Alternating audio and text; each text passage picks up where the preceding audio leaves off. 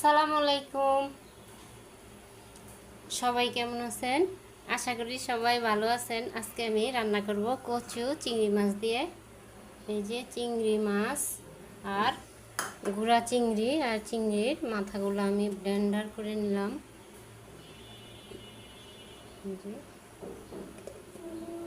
কচুটা আমার সিদ্ধ হয়ে গেছে, এখন ছাইকা নিব।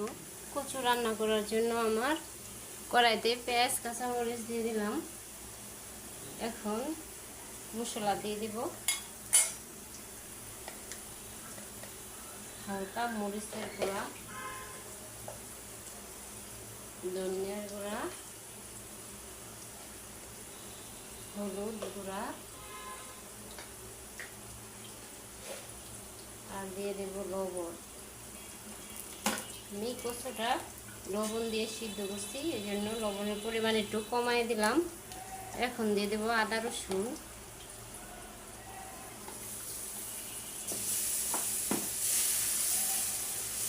আর এটা দিয়ে দেব 1 চামচ কাঁচামরিচ, পেঁয়াজ আর বাদাম বাটা। এখন দিয়ে দেব একটু পানি।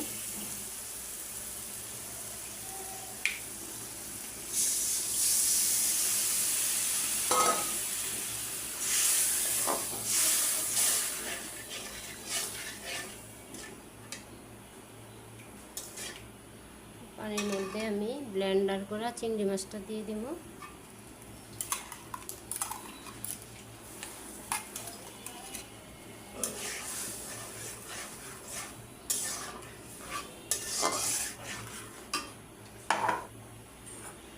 আর আস্তা চিংড়ি মাছগুলাও দিয়ে দেবো এখানে।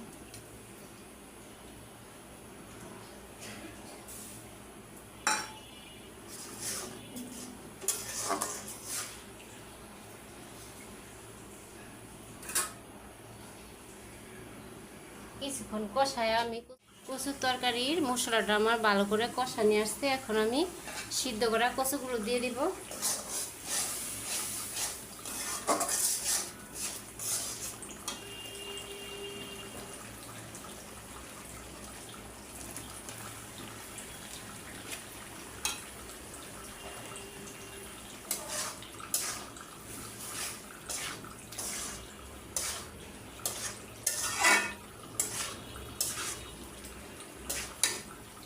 এই কচুটার নাম হচ্ছে থাল কচু।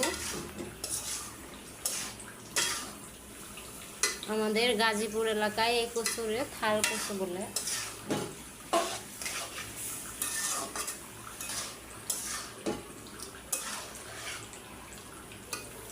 একটু কষায় নেই, কচুটা কষায়া আমি জল দিয়ে দিব।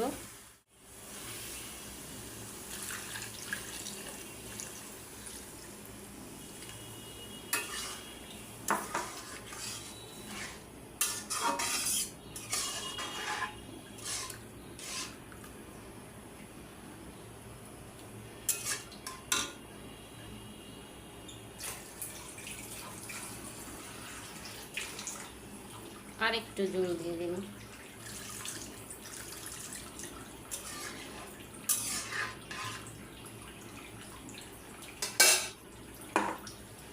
এখন ঢাকনা দিয়ে ঢেকে দিব।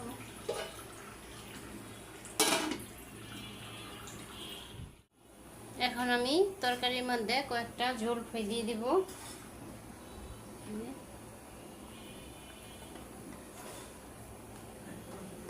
6টা জলপাই দিয়ে দিলাম।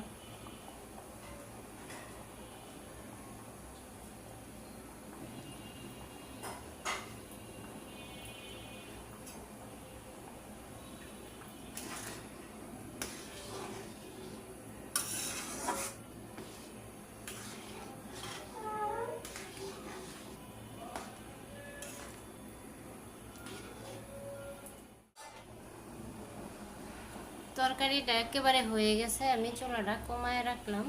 একটু ঝোল ঝোলই রান্না করছি। জলপাই দিয়ে কচুর ঝোল টক,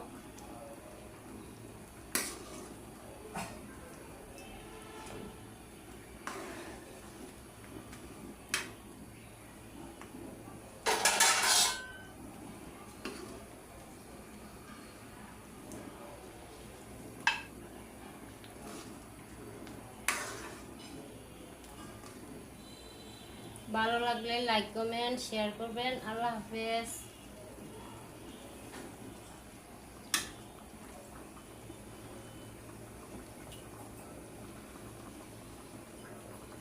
একটু বাইরে দেখালাম, গরম অনেক। আল্লাহ হাফেজ।